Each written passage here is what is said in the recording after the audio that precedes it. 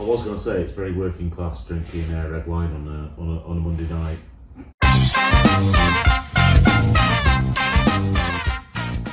The next game of the Premier.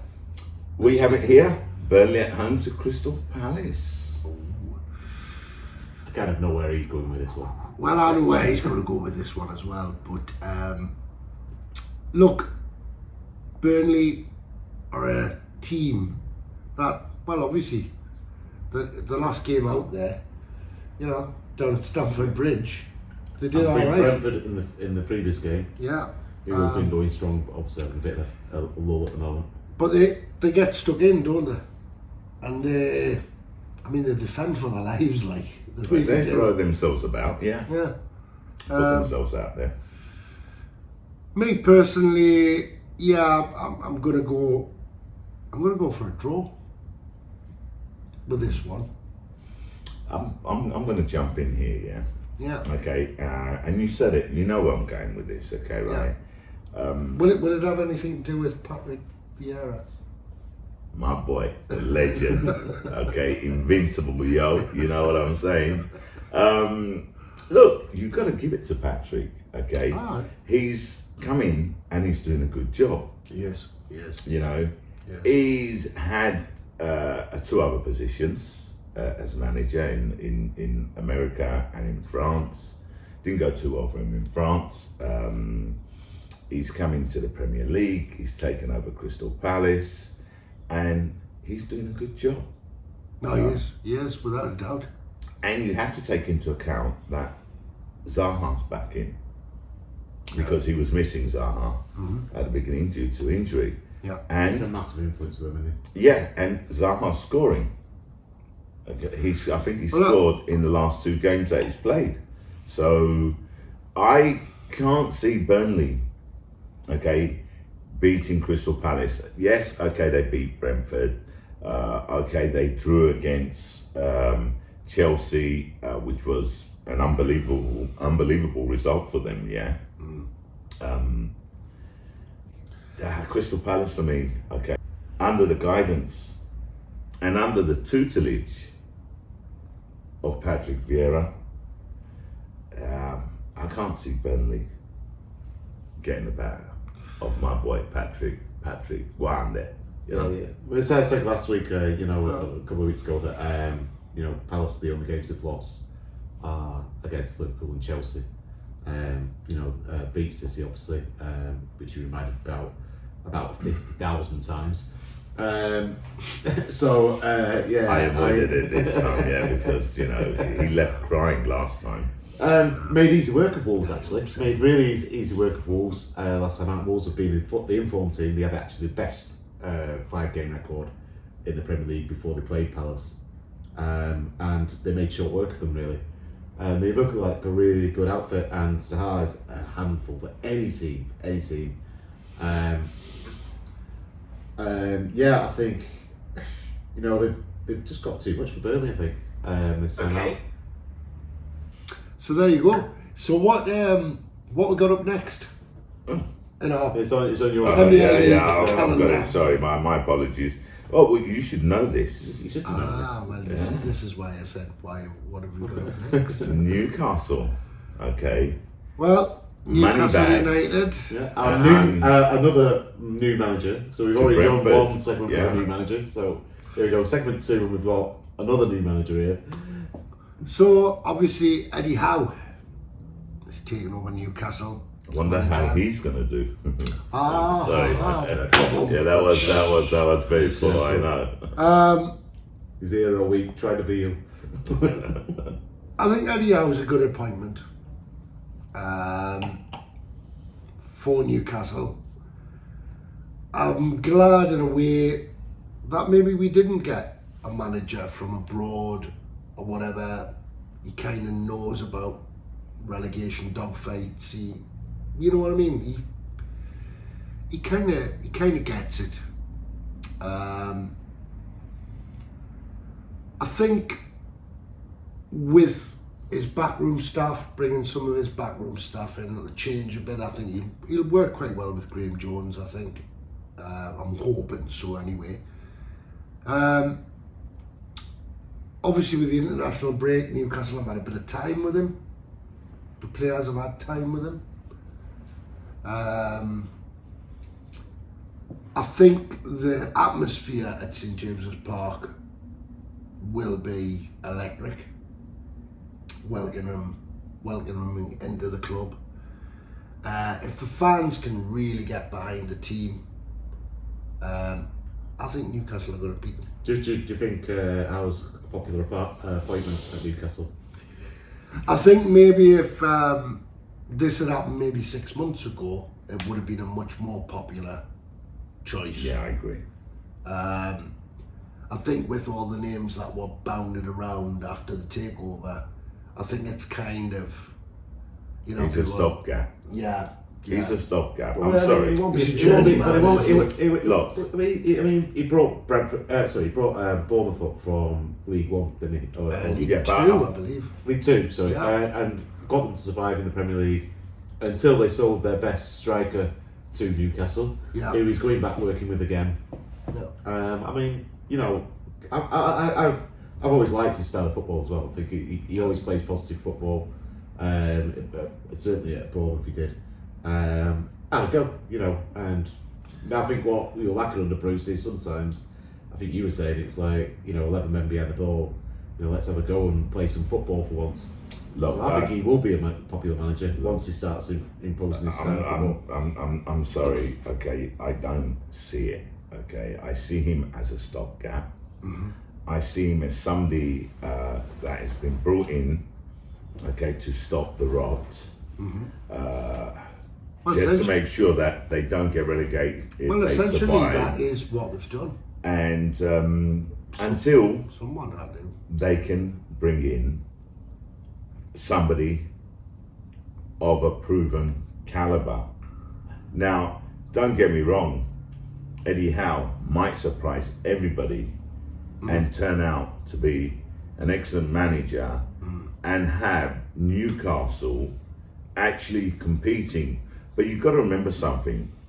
You have an owner, okay, the PIF, Public Investment Fund, okay, from Saudi Arabia that are worth 320 billion.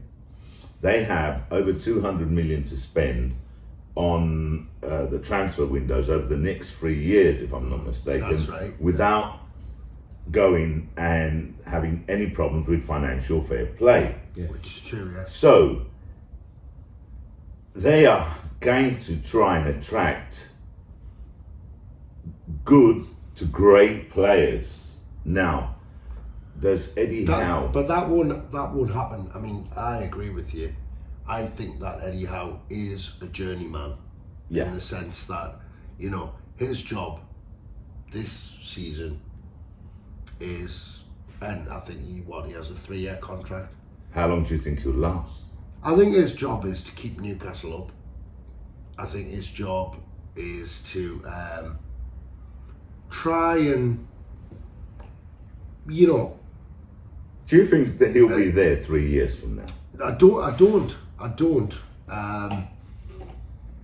I do think that, like I say, he's a journeyman. I think his job at the moment is to keep Newcastle up, and I think it'll all be reviewed next season. I think it's a bit harsh calling him a journeyman because it's not him who's, you know, going from club. It's not Mourinho who just goes from club to club to club, picking up his severance package and like, No, that wasn't. Yeah. I mean, I don't I think he's he's still mean it that way. Yeah, no, I Wasn't think that way. more what Shark says, it's like a stopgap, maybe. Stopgap, But right. but you know, if he is successful, you know, Newcastle will be stupid to sack him. No, obviously, No, if no, he's successful, they won't. You know, if he does get Newcastle up out of the relegation zone this year, that's obviously the first priority. And then he's got a little bit of a summer to sort of like look at his options of who he can sign. You know, it's not a massive amount of money they've got to spend, let's face it, in today's market. Not really. But if he makes the right signings, but then do you sack him in the summer just so you don't invest or use all that capital essentially, and you're getting a good, manager, a famous manager. Honestly, to spend that. if the man is doing well at the club Yeah. and he's progressing each time, each season, keep him. I wish him well, You know but what I mean? look, if they can spend over 200 million in the January transfer window, they can spend over 200 million in the summer. Correct me if I'm wrong. Yeah, that's how I understood it. Pretty much, yeah.